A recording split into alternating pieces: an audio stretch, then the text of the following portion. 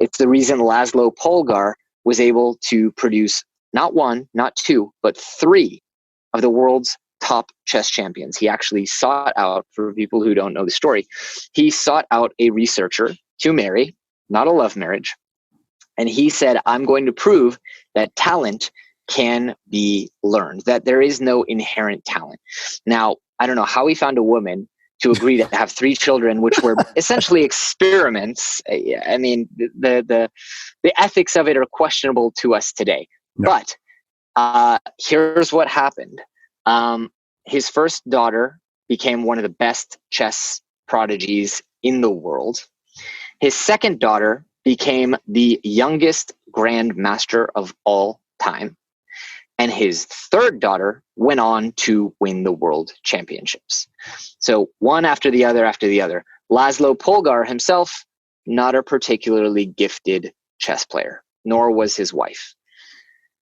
That makes a pretty compelling argument against this idea of inherent and natural talent. These girls were groomed every single day to play chess. That was their life and that was their purpose. And for those who are thinking this was abuse and everything, and people have asked the daughters, how do you feel about this? And they said, oh, we loved it. We love chess. It was our favorite thing in the world. Oftentimes our dad would come in and say, girls, you need to go to sleep. And then we would turn on the flashlight and play chess with each other. And one time he walked in and caught one of his daughters, I don't remember which one, in the bathroom, sitting on the ground with a chessboard on the toilet playing. And he goes, darling, you need to leave the chessboard alone. And she goes, but the chessboard won't leave me alone. I mean, these young ladies were just obsessed and they loved chess. So, I'm not going to say, you could be the next Elon Musk, because if you're old enough to listen to podcasts, it's probably too late for you to completely change your trajectory. Yeah. But I do think, our brains are highly plastic. And I think that you can dramatically change your potential through learning. Because look, the difference between you and anyone else, be it Elon Musk, it really breaks down to habits and knowledge. I'm Srini Rao, and this is the Unmistakable Creative Podcast, where you get a window into the stories and insights of the most innovative and creative minds who've started movements, built thriving businesses, written best-selling books, and created insanely interesting art. For more, check out our 500-episode archive at unmistakablecreative.com.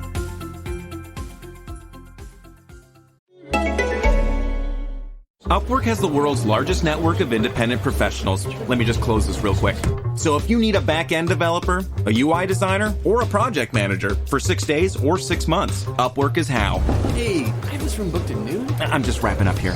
Upwork professionals have the flexibility and capability to work from anywhere. Yeah, it's 12:01. Okay, it's all yours. Which is nice if you're already low on conference rooms. Plus, they're proven, rated, and reviewed. When you need in-demand talent on demand, Upwork is how. Jonathan, welcome to the Unmistakable Creative. Thanks so much for taking the time to join us. Thank you so much for having me, Srini.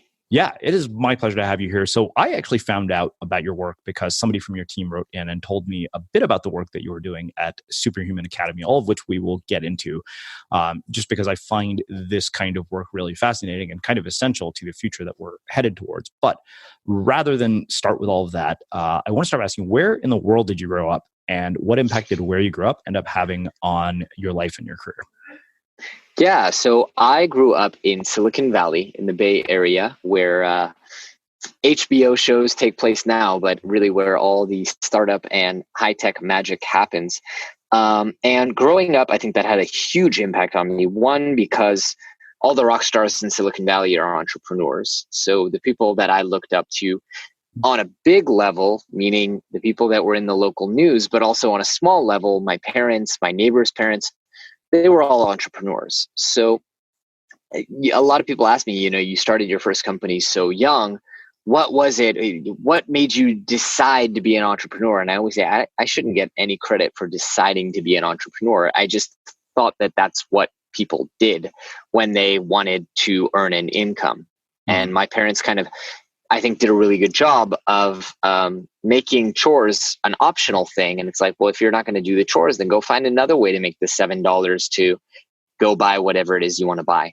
Mm-hmm. So growing up in Silicon Valley, entrepreneurship was kind of more the default, I think, than this trailblazing, doing something different and forget what everyone else is. It was the default. My friends and I had numerous friends, and we would all play at starting companies when we were young kids. I mean, I had a friend who converted his treehouse into his quote corporate headquarters, and we were 5 at the time. Wow. I don't know what clients he had, but that was just kind of what we did and what we thought. So that had a really huge impact on me. And obviously being around tech, I've almost, until recently when I started doing more public speaking, I could confidently say that I'd never made $1 that didn't in some way involve the internet. Mm-hmm. I mean, literally, I've had 2 job interviews in my life. One was Togo's, one was Jamba Juice. I didn't get either of the jobs. Okay, so I went home. Yeah, I went home and I started a business which became a 7-figure Inc. 5,000 e-commerce company. Mm-hmm. So I don't think that would have. I'm very lucky that I was born in Silicon Valley, that my parents were Silicon Valleyites, and so I had a computer in my bedroom, not a TV. Yeah. We were probably among the first people in the country to have an internet connection. Definitely not the first people on the block, because I grew up in the area where people were developing the internet. But we had the internet in 1994 or 95 in our house, and that made a really big difference in my trajectory. How old were you at that time? In 1994, I would have been 7 years old. Okay. You and I have about a 10-year age gap. So one of the things I always wonder, particularly with people like you who grew up around parents like yours, is what were the conversations at your dinner table in your house like about careers beyond what you told me about chores? Like, did they encourage any particular career paths? Did they discourage you ever from becoming an entrepreneur because they were, you have siblings, and, did they get different career advice, and did they turn out different? Yeah. So I'm an only child. So it was a one and done kind of situation. Growing up, it was very, very clear to me there was never any option around higher education. And this was before, avoiding college became the trendy thing that entrepreneurs did. It was, you go to school, you get a degree, you get a master's degree. I mean, my dad told me from a very young age, you're going to go to Stanford MBA. And I kind of thought that I wanted to. I mean, if a parent says it enough times, you want to. But also, I loved business. I showed an aptitude for business. Business was the first thing that I really was good at. It was the first thing I discovered. Like, hey, I'm not a complete idiot, even though I'm failing in school, even though I don't have a lot of friends. Like, I can do this entrepreneurship thing. So I don't think it, was my dad bullying me into it. But that was the conversation. And from a very young age, my parents made it clear to me that I was destined to run businesses. Now, my parents their careers had been at companies like Intel, Xerox, Sun in the early days, right? When it was 10 people. My mom was employee number 16 at Xerox and employee number 127 at Sun, if you can imagine. Or maybe it was the other way around. I wasn't there. And my dad was at Intel in the early days. So to them, the people who ran businesses were all Stanford MBAs. It was just, they saw that I was inclined towards entrepreneurship and business, and that was the best business school in the world, where all the people who'd started the companies that they worked at, people who'd become billionaires, that's just where they went. I think today, 20 years later, 30 years later, that's not true anymore. It's not as true anymore, but I think it was sound advice back then. And I did go on and I did get an MBA, and I pretty rarely use it. But with regards to the conversations around the dining table, that was it. And I also want to add, I think my parents did a really good job not criticizing or shooting down ideas, because I always had crazy ideas, and they were, some of them pretty dumb ideas. And some of them were pretty good ones. But my parents, I think, never poked holes in my logic. They allowed me to do things and try things. When I was 12, I started a web design agency. When I was 15, I started a mobile DJing for parties, kind of like a music production kind of thing. And then by the time I was 16, I started my e-commerce company. And, my parents looked out for me, and they'd say things like, are you sure you want to invest this much? And I want to meet this person before you go and buy some, $5,000 worth of products you want to sell on the internet. I want to go meet this person. But they never told me no. They never told me, why do you think you can do that? They never told me, why don't you just go do what other kids are doing and flip burgers? They said, oh, what are you doing in there? Oh, I'm learning how to write HTML. Okay, cool. Dinner in an hour, and encouraged me in that way. So there's something that I feel that we kind of don't talk about nearly enough. And it's something that, I only, this is fresh in my mind because I was re-listening to a conversation with an old mentor that we had here on the podcast. And, he said, in our sort of new agey self-help driven world where we kind of sell this message that anybody can do anything and anybody can become anybody, we really don't acknowledge the role that talent and intelligence play in people's accomplishments. He said that, you don't want to sell the story that Elon Musk was born to be Elon Musk, and that most of us are probably not going to become that way. And I know this because, I've interviewed his ex-wife, Justine. Now, the other part of this that I think is interesting is the role that privilege plays. Yes. In the ability to do the kinds of things that people like you, and not just people like you, and this is by no means a criticism, but people like anybody who ends up appearing here on the show, the role that privilege plays in all of this. Having grown up in the Valley, having seen this massive transfer of wealth over probably the course of your life, what do you think about that? Like, what do you think about the role that privilege plays in all of this? Because, an only child growing up in Silicon Valley with parents of entrepreneurs, that's a pretty substantial leg up over the average person. Oh, yeah. White, heterosexual male, plus all those things. Yeah. And I don't deny that. See, I believe, and I know this because I know my business is learning in memory, right? I know that every human mind has, I don't want to say infinite potential, because there's only certain things you can do with your mind. You can't learn telepathy. But when you're born, there is so much potential. But I also have a degree in sociology from one of the most liberal schools on the planet, and therefore can tell you that means almost nothing. You hardware wise, unless you have some learning disability, which by the way I do, that it doesn't make a difference if you don't have access to education, if you don't have resources, if you're not well fed, if you're growing up in a home with violence. Unfortunately, those things matter a whole lot more. Now, that isn't to say that you can't go out and be a Tony Robbins, right? Someone who did grow up in poverty, someone who was a victim of abuse. By the way, you mentioned Oprah before. Same thing, yeah. Right? Victim of abuse, rape, violence, all these horrible things you can overcome, but you are playing life in hard mode and you're starting so much further. So I definitely honor that. I'm very lucky. I won the parents' lottery in that regard, being born where I was born, when I was born, to the people that I was born, with the resources that they were able to invest in raising me. But at the end of the day, one thing that I think about a lot is like, okay, so like, does that mean that everyone else should just give up and not strive to be more, do more, get more? Because even the most successful people, we have things working against us, right? So in my book, I talk all about the learning disabilities that I had, how I struggled with suicidal depression for years, despite all that, right? How I have a history of depression and suicide in my family. So everyone's got their thing.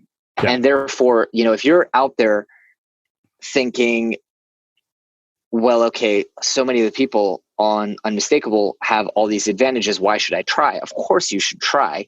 Yeah. Because that's what life is about improving yourself. And, I, like yourself, I have had the opportunity to interview hundreds of the world's top performers, thought leaders, athletes, CEOs, world record holders. I mean, you name it. And everybody has their scars, man. Let me tell you, you don't go into the line of work that you and I are in right. Unless you've got, I always tell people, you don't start a podcast called Superhuman Academy because you were Mr. Popular in high school. Yeah. And so we all have our scars. We all have our pain. It's really, how do you use that? And by the way, I do this thing every year on my birthday. I reflect back on the last year of my life. And I think, because I've observed that if you're willing to listen, that the universe gives you lessons in a pretty frequent kind of cadence, and there are themes. And sometimes it's 6 months and sometimes it's a year. But if you really pay attention, like, the universe wants you to learn a specific lesson at a specific time. So I'm about to be 33. I already have 34. What I call secrets of adulthood. I borrowed this term from Gretchen Rubin, but wrote my own secrets of adulthood. I love that idea of, like, here are the things that no one told you growing up. And one of my secrets of adulthood is that every single person on this planet has been psychologically damaged by their parents. Now, how could I say that, right? I had the most amazing parents in the planet. I actually watched a documentary, that doco on Tony Robbins recently, and there was a woman whose psychological damage was that her father was such a perfect father that no other man could ever live up to it. And she'd been from relationship to relationship. Her psychological damage was that her parents did not psychologically damage her enough to relate to other human beings. Can you imagine? So it's like, the continuation of that sentence is every single person psychologically damaged by their parents. How much and in which way is just the luck of the draw, right? So I was psychologically damaged, quote unquote, by my parents to never be satisfied with anything. I'm never content. I'm always building. I can't sit still. That is who I am. And that came from growing up in the household that I grew up in. Which is hilarious to be having this conversation, because I'm at my parents' house for all of December and they're here in the background. I think that, to me, I think you're absolutely right. Like, I always jokingly say that the spiritual journey of adulthood is just fixing all the things that you fucked up in your childhood. Totally. Or that were fucked up for you. Exactly. Yeah. I mean, I think that, I remember probably one of my favorite comments about parenting was from Philip McKernan, who said, no matter what you do, you're going to fuck your kids up. And that is one of those things, I think. And I think that every one of us, especially when you do this kind of work, you kind of think to yourself, well, guess what? If I had been exposed to this stuff, then I'm not going to make those same mistakes. Like, I'm going to raise my kids with perfect subconscious programming. And then I realized there's so many variables that are out of your control when it comes to that. Like, you're going to deal with a human being who is unpredictable, irrational, and has opinions of their own, which I think is just, offspring in general. Yeah. Well, I have a friend whose father is hardcore personal development and always has been. And so she came into the world, like, reading all these books, Good to Great and 7 Habits and Dale. I mean, there isn't a book that she hasn't read. And can you believe it? It's really hard for her to relate to other people, particularly other women, because she doesn't have the damage that they do. Mm-hmm. So, if you don't screw them up enough, you screw them up. And if you do, it's a really interesting sort of dichotomy. I am totally stealing the secrets of adulthood thing, because I do a birthday post every year where I say, I write down a lesson for every year. So I'm going to have to steal that from you. Oh, do it. Yeah. Google it. I've actually published mine. I'm totally open source about them, and you're welcome to borrow some of them. I really enjoy it. I think it's so valuable to go back. Like, right now, I know what it's going to be. My birthday's in March, but it's going to be that the best way in life to solve a problem is a who, not a how. And that's taken from Dan Sullivan. They're not, by the way, all my wisdom sitting in a meditative pose. They are things that the universe has taught me, and sometimes someone else has articulated them so beautifully. And I love that idea of Dan Sullivan, like, howing your way to solve a problem sometimes is fun if that's your area of expertise, if that's what you love. But most of the time, the best way to solve a problem is a who. Mm-hmm. It's relying on others. It's collaboration with others. Yeah. So I want to just for a little bit more time, talk about this idea of privilege and kind of talent and all the things that we've been talking about. One of the other things that came up in that conversation I had with my old mentor was the difference between probability and possibility, right? And he said, so often we get so caught up in possibility that we don't consider the probability. Like you and I could literally take Steph Curry's masterclass, and this is ridiculous. A ridiculous example because it's the only one that came to my mind. And I know this because my friend Matt and I were joking about it, where we were looking at masterclass, and we're both like, "Oh, what are the classes you could take?" I was like, "Hey, I wonder if we took Steph Curry's masterclass, like, could we become better shooters?" He's like, "Yeah, probably. We could be like the best adult basketball players in Boulder." He said, "But then we should ask for a refund when we don't make it to the NBA." Right. So the thing is that you and I, being the types of people that we are, complete, sort of people who are driven by trying to fix things constantly and learn from the best in the world. You and I could both take Steph Curry's masterclass. We could hit a gym for the rest of this year, and there's no way in hell either of us is going to the NBA. Yeah, we're probably never going to dunk. It's funny because I always use that as an example. Like, my books are all about how you can learn anything and do anything, and you really can unlock your infinite ability to learn. And I always put the caveat, I'm like, unless what you want to learn is dunk a basketball, because that's physics. Yeah. Everything else though. Hey, it's Srini. I hope you're liking this episode of the Unmistakable Creative. Did you know that every Sunday, our community manager, Melina, sends out 10 key takeaways from episodes like this one? All you have to do to receive it is sign up for our newsletter. Just visit unmistakablecreative.com/newsletter and you'll get them delivered right to your inbox. Again, that's unmistakablecreative.com/newsletter. Well, and that's the thing, right? I think that this is why I wanted to ask you about this, because, when we look at an Elon or a Zuckerberg, it's funny because even Justine, when I asked her about Elon, she said, I don't want to get all deterministic, but she's like, this isn't something, to be like this is not something you can learn. Or to be Michael Phelps or to be LeBron James. Like, you were born that way and you're going to become that way as a result. Now, can you overcome limitations? Yeah, no question about it. But, I kind of wonder what you have to say. Other than the dunk thing, is there anything else you'd say about that? Because, even from we look at physical skills and say, okay, yeah, probably never going to be LeBron James. That's a given. But what about intellectual skills where your probability of achieving that is low? Yeah, well, so here's the thing, right? I think, first off, being the next Elon Musk isn't the point. Being the absolute best Srivi that you can possibly be, like, you are destined to be something, but you can be a low expression of that, or you can be the highest possible of that, right? And I am the person that I was before. I'm just, in my opinion, and I think in this regard, my opinion is the only opinion that matters. I'm just a lot better version of who I was before, when I was a suicidal 13-year-old. Mm-hmm. Same personality, just a lot more skills, a lot more knowledge, a lot better behavior. I have knowledge that has created a transformation and changed the way that expresses itself. So it's not about being the best in the world. I don't think it's interesting to be the best in the world at something. I think it's interesting to be well-rounded in many, many different fields, and to be a Renaissance man or woman, and to achieve the things that you've always wanted to achieve, and learn the things you've always wanted to learn.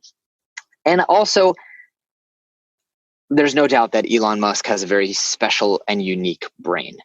But coming back to the conversation we had before, part of why he has that special and unique brain is because Elon Musk didn't have friends growing up.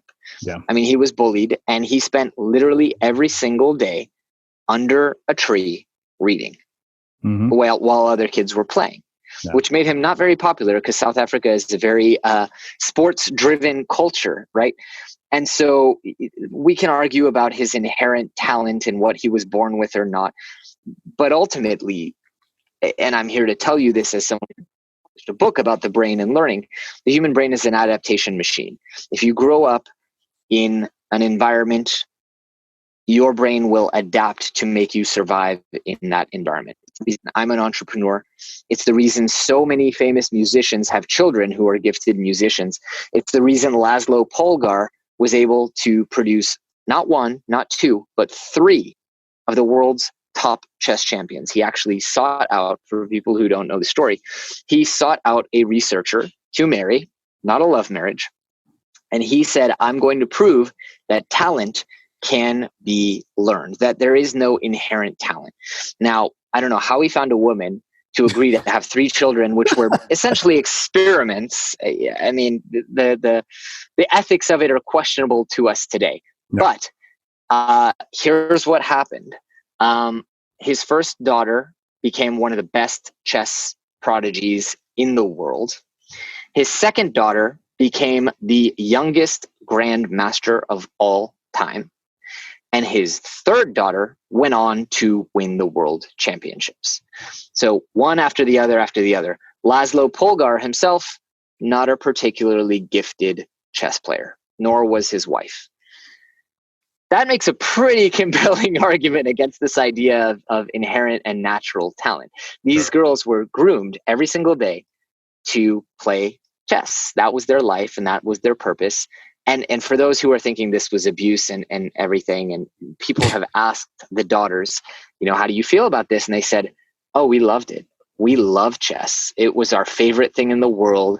Oftentimes our dad would come in and say, girls, you need to go to sleep. And then we would turn on the flashlight and play chess with each other. And one time he walked in and caught one of his daughters, I don't remember which one, in the bathroom, sitting on the ground with a chessboard on the toilet playing. And he goes, darling, you need to leave the chessboard alone. And she goes, but the chessboard won't leave me alone. I mean, these young ladies were just obsessed and they loved chess. So, I'm not going to say, you could be the next Elon Musk, because if you're old enough to listen to podcasts, it's probably too late for you to completely change your trajectory. Yeah. But I do think, our brains are highly plastic. And I think that you can dramatically change your potential through learning. Because look, the difference between you and anyone else, be it Elon Musk, it really breaks down to habits and knowledge. Yeah.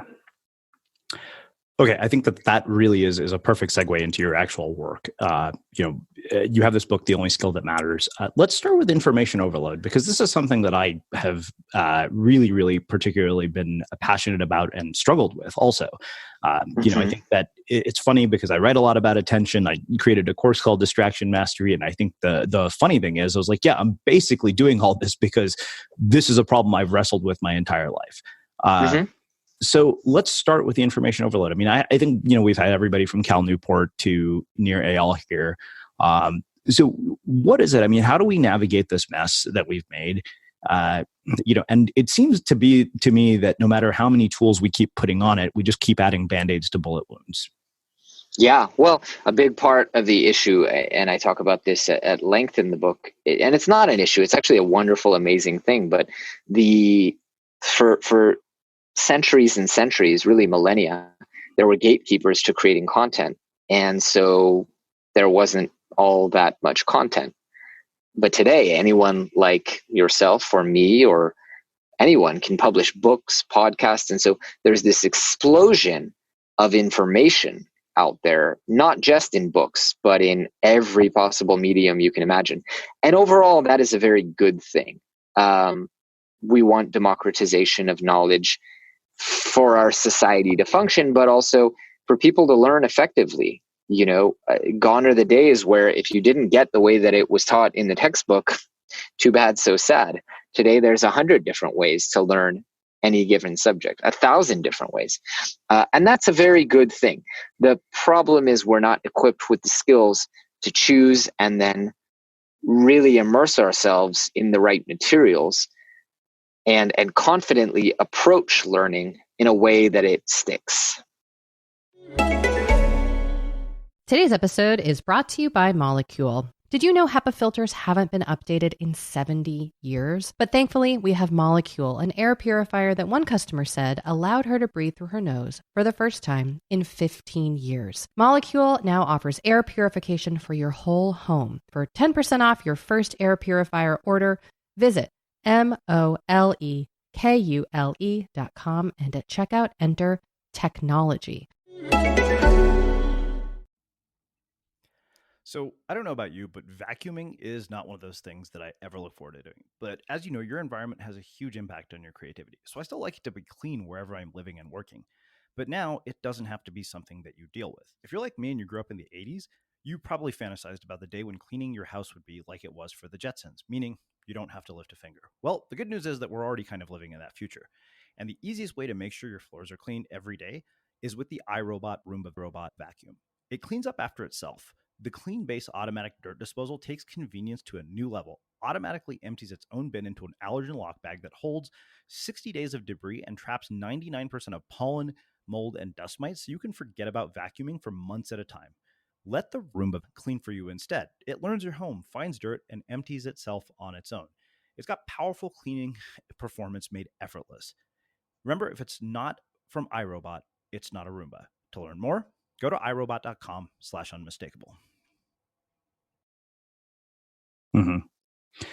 So, obviously, like this is, I think the core of your work, right? Is, how do you sift through all of this? I think that's one thing, we've built a listener community specifically that is not Facebook, that's, a private social network. And what I've realized our community manager is doing is she's taking everything that I create and she's synthesizing it into very digestible, actionable, concepts. Because I realized, was like, when we hired somebody to market, she said, you guys don't have a content problem. She was like, you have way too much content. She was like, people can't even figure out where to start because you have so many interviews. And I realized that was like the primary, even me watching her go through this, I'm like, wow, I'm getting more out of my own work because of what she's doing with it. So how do we deal with it? Like, how do you take all this information, synthesize it, make it actionable? And what is the only skill that matters? Well, to me, the only skill that matters is learning. And the reason I say that is really, you're right. It was a beautiful segue from before. I believe that if you can learn anything, then you can do anything. Again, asterisk, dunking the basketball. But I believe that if you can learn effectively, that is the gateway skill to any other skill that you want. So if I today decided, you know what, this entrepreneurship thing is not for me and I want to be an incredible pianist, the skill that I am going to need to make that transition in my career and in my life is the skill of learning effectively. And it's not about learning the piano. It's about being able to learn, unlearn, and relearn. And this happens in a very big way where people are today changing careers more than any generation ever before us and changing industries. But it also happens in a very small way. The little things that we want to learn, the skills, within our job, within our personal life, our hobbies. To me, the reason I called the book The Only Skill That Matters is because my life experience has proven to me, going from being, a young 13-year-old who couldn't learn anything effectively to being able to learn really quite effectively and very fast. And I consider myself to be an incredibly fast learner, or I wouldn't write books about it. It's made all the difference, not just in my professional life where I've been able to start businesses in industries I knew nothing about or succeed in areas of business that I knew nothing about, but also in my personal life. I had all different kinds of health maladies and I was able to learn my way out of them. I had interpersonal issues, confidence issues. I even was single for 9 years until I decided, hey, what if I treated this like a learning challenge? And I decided to learn the behaviors and attitudes and mindsets of a person who is in a healthy, happy relationship. And I'm now very happily married. So time and time again, every issue that I've been faced with, eventually, when I treat it like a learning challenge, I'm able to overcome it. Mm-hmm. Great. Well, I think that's phenomenal. I'm curious, what are the habits of somebody who's happy, healthy, married, and in a healthy relationship? Oh, yeah. So I went through a whole process, and I recommend one of my kind of like key touch points for this learning process was I read a book I read a lot of books, but the one that really made the biggest difference for me was this book called Calling in the One by Catherine Woodward Thomas. Yep, I read that. It's phenomenal. So it's 7 weeks, an activity every day. So 49 activities. And you really learn a lot about yourself, and you learn a lot about your opinion of yourself, commitments that you didn't know you're carrying around. So to answer your question, I think first off, it's someone who's in a healthy, happy relationship. And again, I'm a sample size of one, so take this with a grain of salt, but they're well grounded and they're at peace with past relationships and past trauma. They are deriving their confidence not from another human being, so they are not codependent, but are able to generate joy to bring into the relationship. They're a source of joy, not a joy bottom feeder, if you will. Mm-hmm. Open communication, big one. And I always like to joke with people. I say open communication is like an onion. Even when everyone's crying and you think that there couldn't possibly be any more, there's a whole layer below that. Yeah. And to get into this relationship, really push the boundaries of how comfortably and openly I could share. And there are a lot of other things. I mean, not I'm translating from Hebrew because my relationship happens in Hebrew, but not keeping a bill, I guess is how I would say it. Like not taking a tally of who did what, but just giving without any expectation of reciprocation. Mm-hmm. I guess in German, which my mom always translates German sayings to me, they would say like writing the bill on ice. So just not thinking about who did what for the other person last time. And many, many more, by the way.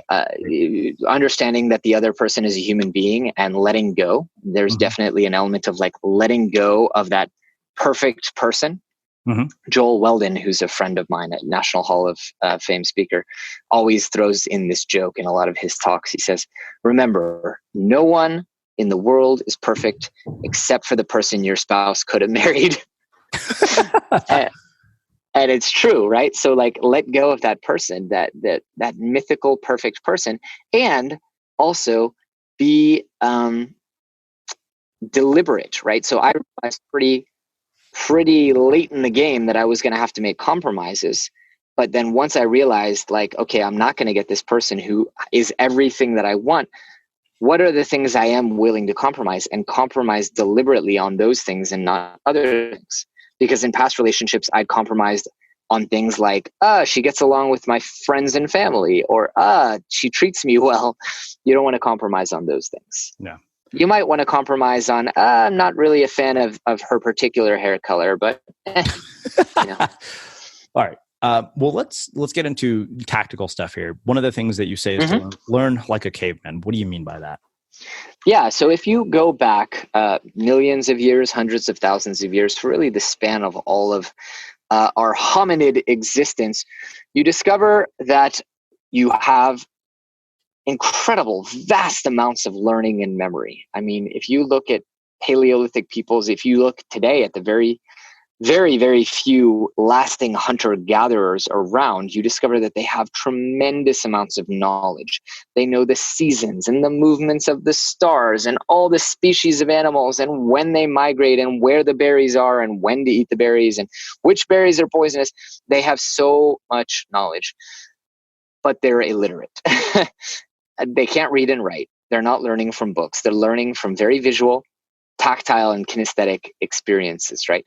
So to learn like a caveman, it really is to tap into our natural ability for visual memory. People always love to say, gosh, I wish I had a photographic memory. And I always say, good news, you do. You just don't know how to use it yet. So the first step really to learning like a caveman, or tapping into this incredible wealth of memory and learning capability that you have, is to learn how to visualize and create visual mnemonics. Everything you want to remember has to become a picture. And believe it or not, this is the exact same way that people win world memory championships, set world records. It all starts with visualization. Mm-hmm. It's funny you say that, because I mean, I literally have a mind map of your book staring me in the face. Oh, awesome. I did this for a talk recently because I just come back from India. I didn't have enough time to rehearse as many times as I wanted to. And I was like, okay, you know what? I'm just going to create a mind map of the talk. Like, here are the core themes. Like, this is what's in each slide. And then I created branches off of each slide to have 3 points. And I memorized that talk I had no problem remembering any of it, because I would just look at the mind map every time rather than having to go through an hour talk in front of no audience. I would look through the mind map and I would kind of go through it in my head, and I was like, oh, I know how to do this. it was kind so of. You have a mind map that's kind of a memory palace. Yeah, well, it's funny. I just read Josh Foer's book, Moonwalking, Awesome. and the memory palace thing really struck me because I had just moved to Boulder, and I was meeting a lot of new people, particularly people who worked in restaurants. And I started like literally just doing that unconsciously. I was like, oh, this girl's name is Allison. She's from Austin. This guy's name is Nate. He works at nighttime. Yeah, it was one by one. It was like, oh, this guy's name is Matt. He actually grew up in Michigan. Isn't that cool? Yeah, it was mind-boggling. I was like, this is amazing. I was like, what else could I do? Let's actually give people something to, really concrete. Like, let's say people wanted to remember parts of the conversation that you and I are having. How would you guide them to take exactly what you talked about and to start creating pictures from this conversation? Yeah. So what I might want to do is, let's say, we talked about Elon Musk and him sitting under trees. Let's create a visualization of that. I have a visualization of that back from when the way I remembered that was from the visualizations that I created when I read the Vance biography of Elon Musk. But let's say we were going to create a picture of that, and then they could put it into a memory palace if they wanted to. I mean, I call the memory palace the mnemonic nuclear option, because it's kind of like using it for memorizing 5 key ideas from this talk. It's kind of like going to your neighborhood bully and approaching him with a ICBM. It's overkill, but it'll do the job. So they could put that symbol, in the far right corner of the room they're in or of the car they're in, and just anchor it to something. So if the far right corner for you is, the dashboard on the passenger side of your car, great. Put that visualization there. If it is you're sitting in the kitchen, far right corner. The next thing, we talked a little bit about Laszlo Polgar and his 3 daughters. You might want to create a visualization. Now, you'll probably want to remember Polgar. What does that sound like to you? What does that sound like to me? It would remind me of an Eastern European country, I think. Yeah. So what you probably want to do is break it down into its sound. So, for example, there is a men's clothing store here called Polgat. So that's what came up to me, but other people will have different associations, and that's great. You want to use things that are parts of your existing memory, right? So maybe Polgar sounds like polygamy to you. Sure. Use that, right? And create a visualization. Now, the better visualizations are more ridiculous, more violent, more sexual. I'm not talking about blood and guts. Like, don't envision mass shootings. But when I say violent, like, everyone is going to remember. If I say, hey, using a memory palace is like carrying an ICBM to the school bully. And I want you to picture this little kid, the type of kid that gets bullied, and he has this big ballistic missile, and he's going up to the school bully. And the school bully has this like big look on his face. That's kind of a violent and ridiculous and crazy and bizarre image, right?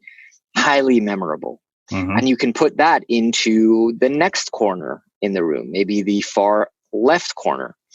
And you would just go around the room and you would create these visualizations. Polgar could be polygamy.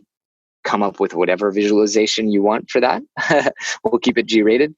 And you would essentially create this one anchor marker or visualization for everything that you wanted to remember. You can do this for your grocery list. You can do this for all the different people that you meet throughout the day. You can do this for Bible verses, poems, speeches, 50 random numbers, 100 random numbers. Anything that you want to remember, you can do this. And there are systems that I talk about in the book to convert anything into these visualizations. Wow. One of my favorite ways to spread the message of our mission here at the Unmistakable Creative is through speaking. In the last 2 years, I've delivered keynotes and workshops to professional associations, large companies like Citibank and Meredith Corp, and even small ones on how creativity can lead to better working environments, fuel innovation, and increase the bottom line. So if you think I'd be a fit for your upcoming event and want to learn more, visit speaking.unmistakablecreative.com and get in touch. Again, that's speaking.unmistakablecreative.com. Okay, so we've talked about memory. Let's talk about this idea of cross-pollination. Yeah. What is that? Yeah, so really, really cool. So the idea is this, right? in our minds, we often think that, learning Spanish is learning Spanish and learning guitar is learning guitar, and learning sales techniques in school is whatever. But the fact of the matter is that all of human knowledge is connected, and learning one thing can move you forward and progress you in so many other different things. I'll give you an example. When I was learning Olympic weightlifting, right, I was learning all this different stuff about kinesiology and movement paths and how to move weight around in an efficient way. And it was great. I love Olympic weightlifting. I think it is so much fun. But I kind of never envisioned that those skills would help me anywhere else besides Olympic weightlifting, or maybe if I wanted to judge a CrossFit competition. Fast forward 4 years later, and I get into, can you tell I have ADD? I get into acro yoga, which if anyone doesn't know what that is, it's basically a form of partner acrobatics where usually the guy or base is laying on their back and they're like flipping and twisting and spinning the person above them. And it's really cool. I highly recommend you Google it and check it out. So I'm really into this, and I just want to get as good as I can as fast as I can. And I discover that the exact same skills that I had learned were serving me here as well. That there was significant carryover from the things that I'd learned in Olympic weightlifting into this world. I'll give you another example. I had learned physics, right? We've all learned physics, hopefully in high school. And I went out on my first private golf lesson. And instead of treating golf as golf and saying this is in no way related to anything I've ever done, I've never played golf, I've never done any of it, I decided to leverage my existing knowledge of physics. So instead of telling the teacher, can you model it for me and I'll just do what you do, I started asking questions based on my understanding. So I started saying things like, okay, where are you creating torsion? Or where is your rotational axis? And so I was understanding it through a framework of something that I already knew about. And I was able to compress my learning timeline. So this idea of cross-pollination is taking lessons and ideas and understanding, and it's a mindset adjustment, treating it not as separate, because it's not separate. Because, if you're a general in the military, you can use a lot of that knowledge in a game of chess. If you are a public speaker, you can use a lot of that knowledge in podcasting, and on and on and on and on. And so it's being deliberate about that and not being afraid to say, okay, I don't know anything about golf, but I do know about kinesiology, and I do know about how the muscles in the body work. And maybe I can use that knowledge and leverage that to compress my timelines here. Yeah. Well, I shared this story in my most recent book where I said, I think my 7th grade band director had a profound impact on my ability to actually, stick with something that I had no natural ability at. And that translated to my writing life 30 years later. Like, I understood the power of practice because of that. Totally. Yeah. And I do want to give people, that is a powerful takeaway, right? That never ever approach learning as this is something completely new that I know nothing about, because all of human knowledge is interconnected. And on the cognitive level, the neuroscience level, when you approach a subject, let's say I'm learning Norwegian, right? Not related to really any language that I know. It's technically a Germanic language, so it's somehow loosely related to English. But I don't know anything about Norwegian, or I'm learning Mandarin. The novice learner would come in and say, I don't know anything about it. But the minute you do that, what you're signaling to the hippocampus, the part of the brain involved in consolidating memories, is this is unrelated to anything I've ever learned before, and therefore it's probably not very important. So one of the master skills that we do, remember I talked about incorporating visualizations that you already know. You want to create linkages between what you're learning and what you already know. We call this dual encoding.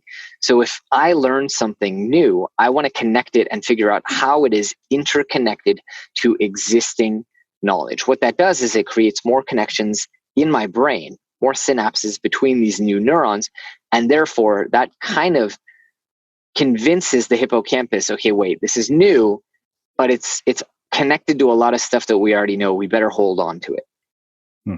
Wow.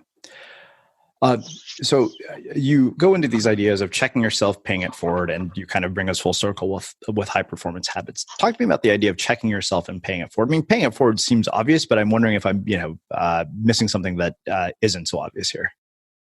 Yeah, well, the idea of checking yourself, studies have shown time and time again that one of the most effective things you can do to improve your learning is testing. You'd think for all the kind of bad mouthing I do about the way the education system is set up, I would be against testing, but I am not. Actually, testing is incredibly effective. I wish that there were more testing, as in I wish that once you take the final exam, you'd be tested next year as well. It's silly to me that, you pass geometry, you pass the final exam, you leave the classroom, you're never tested on geometry again, because testing is dramatically linked to people's ability to remember things and actualize their learning. And it makes sense, right? We know that the adult brain wants to learn for practical purposes. It needs to know that it's going to use the knowledge. What better way to prove to the brain that it is going to use the knowledge than periodically testing it? Now, that doesn't mean that test needs to be this horrible, stressful thing that, good Lord, like kids take their own lives over standardized tests. That's a horrible thing. But engineering testing into your learning practice is a phenomenal thing. Now, I take the approach in the book, and I've coached hundreds of thousands of people through our online courses. I know that if I tell you, go ahead and make a test for yourself, design a test, and then take the test, you're not going to do it. And so my approach to self-testing is to engineer situations that test you. Meaning, if you are learning a language, go out to the grocery store where they only speak that language, go to Chinatown or go to the flea market where everyone speaks Spanish, and test yourself by putting yourself in a real world environment. If you're learning a musical instrument, test yourself by going to a jam session, or performing on stage. And then the next step beyond that is really to teach others, which is what I call paying it forward. Because when you teach another, you're basically enlisting them to test your knowledge for free, because they will ask questions and they will not understand things and they will challenge you to explain it different ways. And that's one of the best ways. I mean, that's two birds with one stone. One, you're doing something awesome for another human being when you share your knowledge and your time with them. But two, they're testing your knowledge. Wow. All right. So let's talk about this idea of high performance habits. I mean, I think that, we've had everybody from James Clear to, every other person who talks about this stuff here. Is it just a sort of combination of all the things that we've talked about, or is there something else there? Well, so I admittedly don't go too much into high performance habits in the book because it's a book about learning, but I felt remiss. My editor and I both felt remiss not talking a little bit about what I call kind of the big three. All the techniques in the world are not going to help you if you're not getting enough sleep. Gotta sleep. And I'm sure your audience has heard these things 100,000 times. They bear repeating. If you're not getting enough high quality sleep, you're not getting enough REM at night, you're not sleeping in a dark environment, you're not waking up rested, your learning will be impaired. If your nutrition is garbage, your learning will be severely impaired. If you're not exercising, your body's not creating the hormones it needs to stimulate your mind, your cardiovascular system is not healthy enough to be pumping enough oxygen to your brain. Those are the big three. And recently, I've really realized that it's actually the big four. And the fourth one is, do you have social bonds, support systems? Do you have love in your life so that your brain is producing all those happy chemicals? Because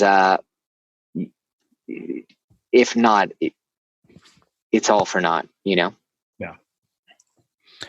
Well, I think that makes a really sort of interesting way to bring us full circle.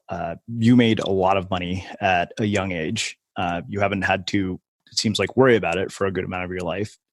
How has your perspective on money and wealth changed with age and with success? That's a great question. And I love to think about this question because I'm obsessed with figuring out ways to leverage money to actually improve my life and the lives of those around me. I think money in and of itself has no inherent worth. I think someone on my podcast told me this, and I loved it. He who dies with the most money in the bank account loses, right? Because what's the joy in bequeathing it to some charity after you die? Give it away while you're alive. Use it while you're alive. Leverage it. Money is an incredible tool. It is the most powerful tool for getting human beings to collaborate and for solving problems. There are very, very few problems that couldn't be solved with money if applied well. Because money is just, it's a tool for value. So how has my thinking on money changed over the years? That's part of it. I've been deeply influenced by Dan Sullivan and a lot of his ideas. We talked about the idea of a who, not a how. He also says, if you have enough money to solve a problem, you don't have the problem. Yeah. And I think a lot of times we suffer around these problems. For example, let's take an easy example. A lot of people are going to be making New Year's resolutions in the coming weeks. I'm overweight and I'm not happy in my body and I don't feel good. Okay. Do you have $500 to $1,000 a month to hire a personal trainer and solve that problem for you? You have, the money to hire a who, then you don't have the problem anymore. Let's solve that problem. So I think about that a lot. And I'll be completely open. Like, I have a disproportionate amount of money anxiety relative to the amount of money that I have. And I've worked with a coach and a counselor about this to figure out why, because I wear $30 Uniqlo pants and a $10 H&M t-shirt. Like, I'm not particularly materialistic. And I've realized that for me, money is freedom. It is never being that kid who's bullied into a corner and not having options. For me, money is a tool to be able to do what I want, where I want, when I want, with who I want. And that's why it's very important to me. It's like oxygen to me. That doesn't mean that it guides all my decisions, of course, but it is, I've only recently become comfortable admitting that, money is very important to me, because of the things I want to do for myself and for others, because of the impact I want to have, because of the life I want to live, because of the life I want my wife and kids to live. It's very important. And I'm always trying to reevaluate, again, how can I use the blessings that I have to actually make a difference? Again, not just for me, but also for others. But, how can I make it worth it? Because this was something I talked with my wife a lot, as we started dating and I started kind of revealing my financial situation. And I take the approach that, if I don't use it in a meaningful way, whether to improve someone else's life or to improve my life, then what a waste that I sacrificed so many hours of my life and so much stress to actually make all this money. What a waste. I want something in return beyond just the number on my bank account balance. I want to know that I helped people. I want to know that my kids had an incredible upbringing with the best possible education. I want to know that I had more vacation time than I would have had if I had to worry about money. So I really think deeply about that. I think a lot about that. It's an open conversation in our household of, are we taking advantage? Are we being smart about it? Because I think you either err on one side or the other, right? A lot of people err on the side of spending too much money and they get themselves into debt. I think my wife and I err on the side of not spending enough on the things that could bring us happiness. And I love this quote from Joe Polish, who obviously, in his 20s became a multimillionaire and is very successful and leads a group for people who spend $100,000 a year just to be in his mastermind. And Joe says, people who tell you money can't buy happiness haven't given enough of it away. And I believe that is true. Wow.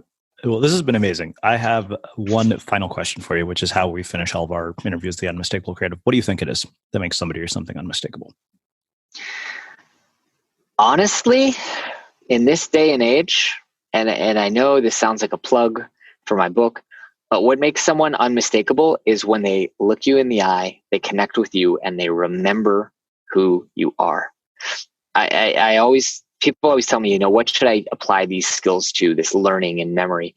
And I think they think I'm going to come up with learn Mandarin because that's the way the world is going, or learn programming because that's the best paying job out there today. But it's none of that and all of that. But that's not where I would start. The most important thing you could do for me, if you enjoyed this podcast episode, is use the skill of memory to actually listen to people's names, listen to what people have to say, and remember. And next time you see them, use their name, smile at them, and tell them, I remember last time you told me your kid was sick. Did everything work out? That would make a huge difference. Amazing. Well, I can't thank you enough for taking the time to join us and share your story and your insights with our listeners. Where can people... Oh man, it was my pleasure. It was so my pleasure. About you, your work, and everything that you're up to. Yeah, absolutely. So check me out at superhumanacademy.com. And if you want to check out a copy of the book, it's superhumanacademy.com/book. Amazing. And for everybody listening, we will wrap the show with that. Thank you for listening to this episode of the Unmistakable Creative Podcast. While you were listening, were there any moments you found fascinating, inspiring, instructive, maybe even heartwarming?